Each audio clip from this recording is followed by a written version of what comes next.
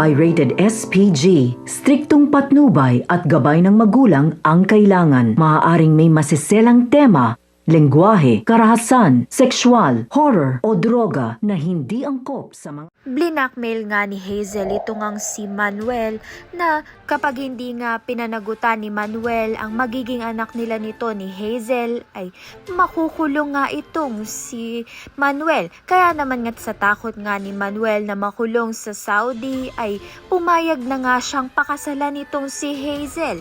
At dahil hindi pa nga sila kasal nito ni Felma, kaya naman nga't malaya pa nga itong si Manuel na ikasal kay Hazel. Subalit, pagtataksila naman nga ni Manuel itong ang si Felma at ang kanilang pamilya.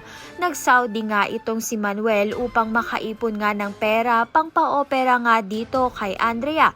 Ngunit dito na nga nagsimula ang kalbaryo niya dahil nakilala niya nga itong si Hazel. Hindi naman nga talaga si Manuel ang ama ng dinadala nga nito ni Hazel. At ang tunay nga na nakabuntis sa kanya ay tinakbuhan nga siya. Kaya naman nga't si Manuel nga ang pinili niyang magiging ama ng kanyang anak. Kahit pa alam ni Hazel na pamilyadong tao itong si Manuel.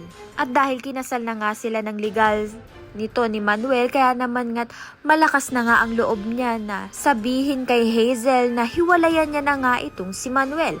Kaya naman nga't yan at iba pa ang dapat nating pakaabangan. Maraming salamat sa iyong panunood.